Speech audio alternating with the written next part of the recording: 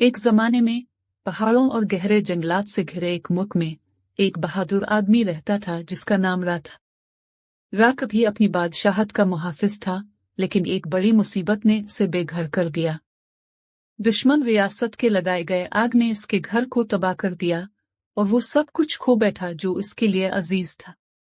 दिल भारी करके रा एक नए मकसद की तलाश में निकला। रा की मुहिम जोई इसे पहाड़ों के पार एक ऐसे जमहूरिया तक ले आई जहां बच्चों की कहकहा, बड़े बाजारों की रौनक और खुशी के लम्हात भरे पड़े थे।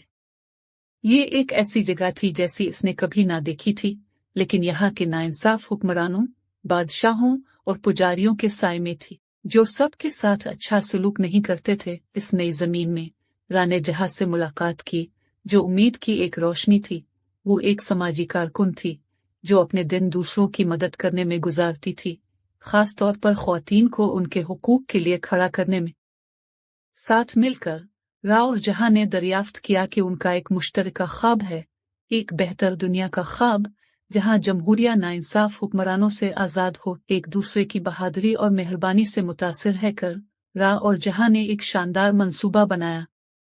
वो जमहूरिया के लोगों को मुत्तहिद करेंगे, बड़े बाजार में खेलते हुए बच्चों से लेकर सबसे बड़े कहानी सुनाने वाले तक, और एक साथ मिलकर अपनी जमीन को नाइंसाफ हुक्मरानों से वापस लेंगे। रा की बहादुरी और जहां की दानाई के साथ उन्होंने दोस्तों और इत्तेहादियों को इकट्ठा किया, एक हीरोज का गिरोह बनाया।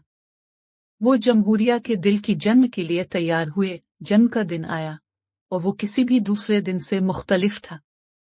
रा ने अज़्म की आवाज में चार्ज की क़ियादत की और जहां ने अपने हौसला अफजाई के अल्फाज से सबको मुतहर्रिक किया।